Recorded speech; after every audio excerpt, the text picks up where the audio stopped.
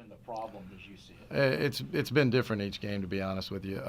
Last two games on the road, we lost to a hot shooting Lipscomb team, but we gave them the opportunity to get hot. Now they were 12 of 22 from the 3-point line, and you have to make shots, and that's a great job of making shots by anybody.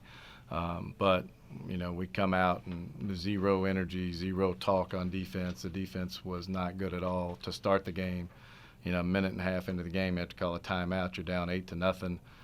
You let somebody that really hadn't been a factor offensively hit 2 threes and have an assist, and then subbed 5 people in. The energy level ratcheted up, but we had given them some confidence at home, and that's a dangerous thing. Offensively, we played all right, scored 83 points, but defensively, we never could get the intensity back and pull their confidence back, and just did a bad job with what we were supposed to be doing defensively.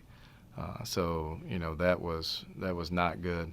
Then we go to a very, very good Central Arkansas team. Their only loss is at Tennessee. Very efficient, very disciplined veteran team. That beat us here, out-rebounded us by 21. We did a decent job for large portions of the game defensively, changed the focus and intensity a little bit, but we didn't create any turnovers, so we couldn't get out in transition. The game was played at their pace. We didn't force tempo like we need to.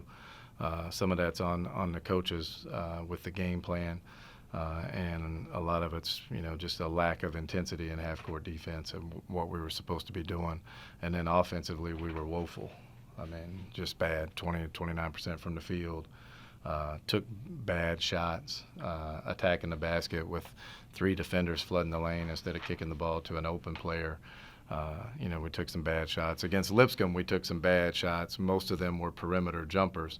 We got into a shooting match with a team that that night was a better shooting team than us, and we kept telling them attack, attack, attack. But we kept taking contested threes. So we really hammered that. We had 2 full days of practice, which is something we hadn't had here lately. But we had 2 full days of practice before the Central Arkansas game, and really focused on attack and ball reversal and getting to the basket and not jacking up contested threes. And so we passed up some open shots and we passed up some open shooters. And to be honest with you, KJ in that game had 3 points and 9 turnovers. And as somebody who's, she's the best player on our roster. There's no question about that. She's an all-conference player. But as somebody, you have a responsibility. And if she scores 3 points, it's going to be tough on us to win. You score 40 points, you're not going to win many games.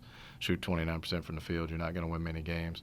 That's the first game all year. We lost the turnover battle. We turned it over 22 times against a team that does nothing defensively to force turnovers. They do a great job making the game be played at their pace, but they don't force turnovers. All of our turnovers were self-inflicted. So that was disappointing on the offensive end. And then, down the stretch, we had a chance and just had some breakdowns offensively and defensively.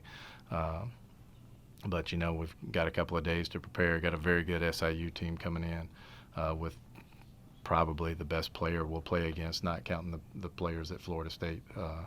And Diana Pierre, great post player. So we'll have our hands full this week.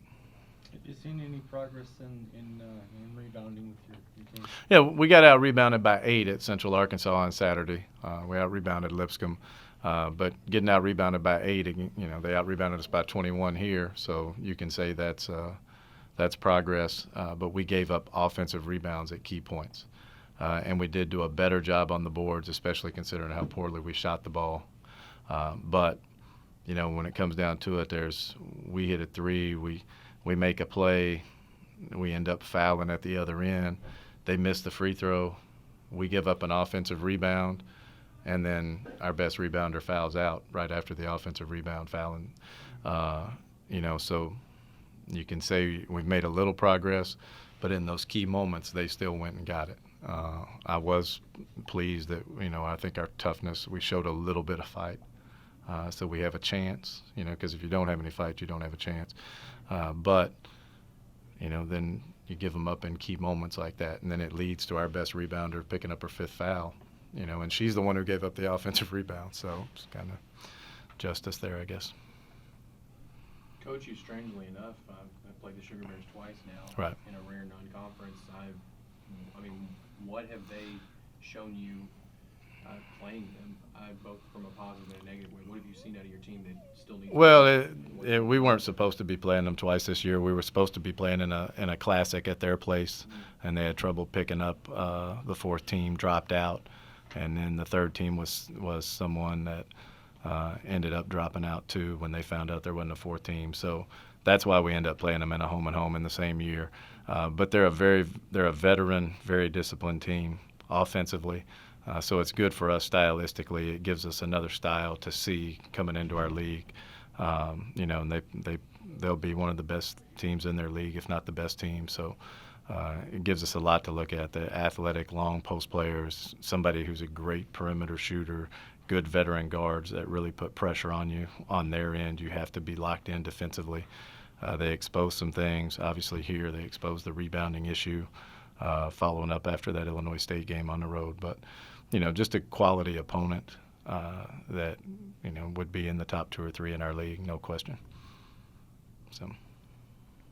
Anything on Evansville? You looked that far ahead on them? I haven't watched them yet. I just know them from the past. Known Coach Epps for a long time, and we play them every year.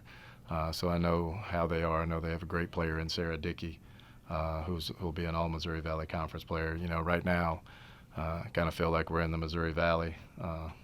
So we've got back-to-back Missouri Valley games this week, one at home, one on the road. We've already played a road Missouri Valley game, and it's a top 10 RPI league in women's basketball, and it gives our players a chance to step up against a higher level competition from a body and athletic ability standpoint.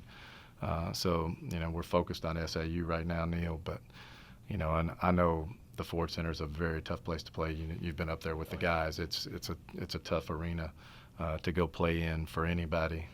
It's not the greatest shooting arena in the world. It's a hockey rink underneath it. So a lot of positives for us going on that trip, playing against the Missouri Valley team. So looking forward to the opportunity, but we're only focused on SIU right now.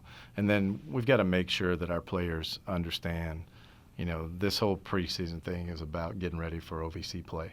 And then, we've got to get better every day.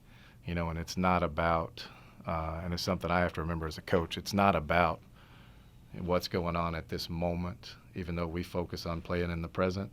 But, it's about where's your destination? What's your journey going to be to your destination? And this is all part of the journey to our destination, and we have to be prepared, whether it's Florida State or whoever. We have to be preparing ourselves for OVC play. So that's what we're focused on.